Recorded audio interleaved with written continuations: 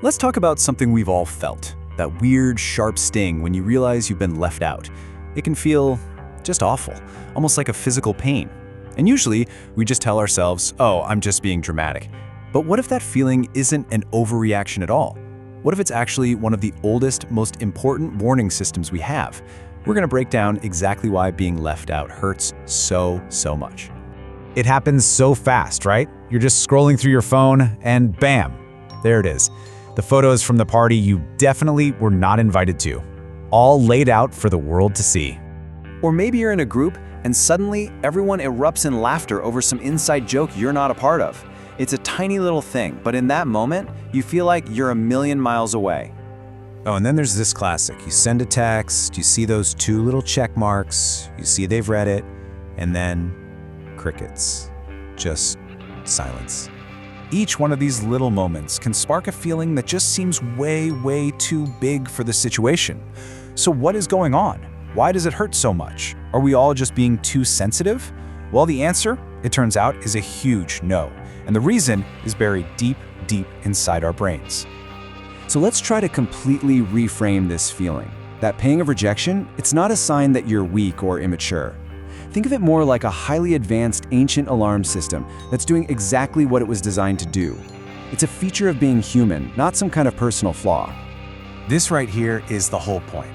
The next time you feel that sting, try to catch that little voice in your head that says, I'm being too sensitive, and replace it with this thought, my brain's survival alarm is firing. Because that's literally what's happening. This isn't just in your head, it's a real biological event. And you don't have to take my word for it. The science on this is incredible. Neuroscientists have found that when we say our feelings are hurt, it's not just a metaphor. The parts of your brain that light up when you're socially rejected are, in many ways, the very same parts that light up when you stub your toe or burn your hand. A broken heart and a broken arm might be more alike than you think. So let's get a little more specific about what's going on up there. When you feel left out, your brain kicks on what scientists call the social monitoring system. Just think of it like your own personal social radar. A big part of this system, the medial prefrontal cortex, suddenly goes on high alert. Its only job is to scan everything around you, a weird look, a change in someone's tone, that unanswered text, for anything that might threaten your connection to the group. It's not looking for good vibes, it's hunting for danger. But why? Why would our brains even need a system that's so intense and so sensitive? Well, to get that answer, we have to go way back in time. This isn't about high school drama, this is about ancient survival.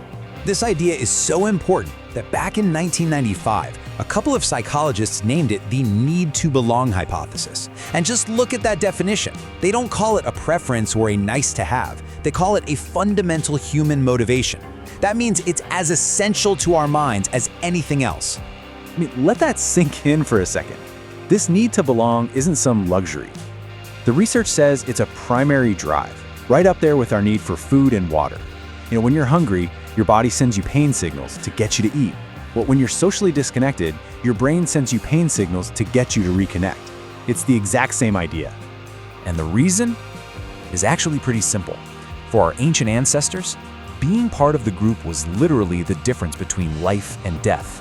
If you were alone, you were easy prey. But in a group, you could work together to hunt, defend yourselves from predators, and protect your kids.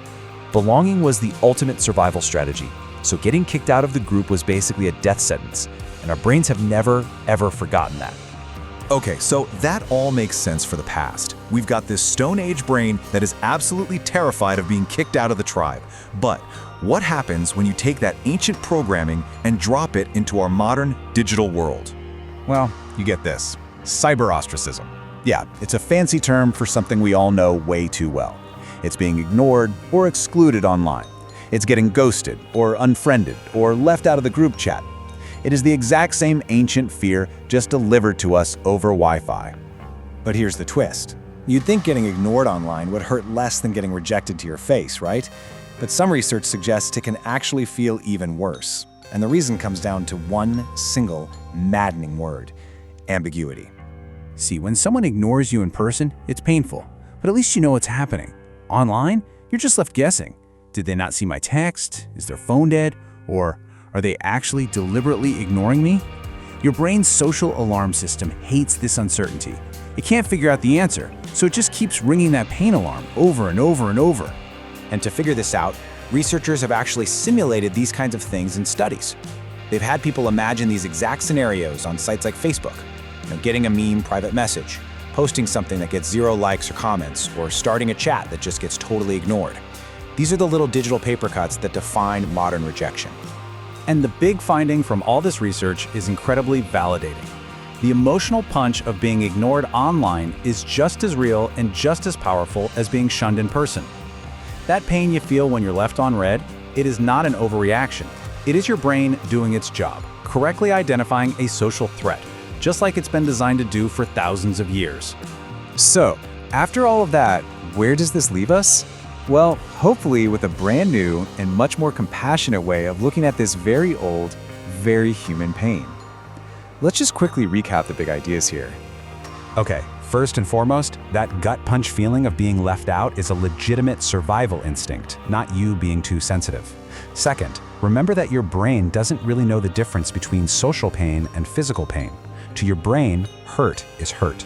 Third, all of this is because we have a non-negotiable evolutionary need to be part of a group. And finally, the confusing did they or didn't they nature of online life can actually make these ancient feelings even more intense. So if we can really accept this, that this pain is a universal part of our human wiring, that it's a feature, not a flaw, it leaves us with a really important question. How does knowing this change the way we treat ourselves the next time we feel that sting?